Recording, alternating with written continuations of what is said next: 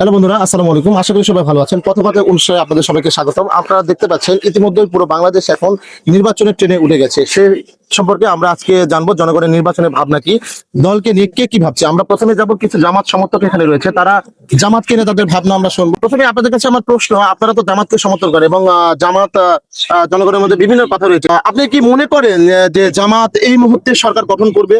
অবশ্যই করবে, সেই কেন না? রয়েছে আপনি অবশ্যই, ইনশাআল্লাহ। আপনি একটু বলুন। ইনশাআল্লাহ এবার জামাত দল গঠন করতে পারবে স্বাভাবিক। আচ্ছা, আমরা দীর্ঘদিন ধরে একটা কথা শুনে আসছিলাম, জামাত ক্ষমতায় গেলে শরিয়া প্রতিষ্ঠা করবে এবং শরিয়া অনুসারে দেশ পরিচালনা করবে, কিন্তু এখন বর্তমানে আমরা গত 2 দিন আগে জামাতের আমিরের যে কথা শুনতে পেলাম যে যদি বাংলাদেশ জামাত ইসলাম ক্ষমতা যায় তারা শরিয়া অনুসারে দেশ পরিচালনা করবেন না।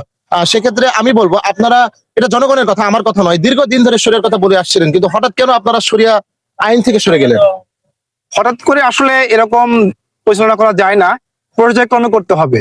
সেই দিক দিয়ে ধারাবাহিকতা অনুযায়ী দেখা যাচ্ছে যে তারা শরিয়া অনুযায়ী পালন করতে পারবে না, কারণ ধারাবাহিকতা আস্তে আস্তে এটা পালন করতে হবে।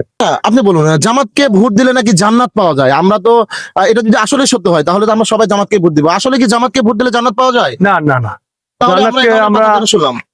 এটা মানুষের অনেক বলতে অনেক কিছু করে, ঠিক আছে। আচ্ছা আচ্ছা, এটা জামাতকে ভোট দেবে, জামাত ইসলামী ভোট দেওয়ার নিয়ম আছে, ইসলামী ভোট দিতে। আবারও দেখা হবে পথে পান্থরে অথবা কোনো চায়ের আড্ডায়। ধন্যবাদ সবাইকে, আসসালামু আলাইকুম।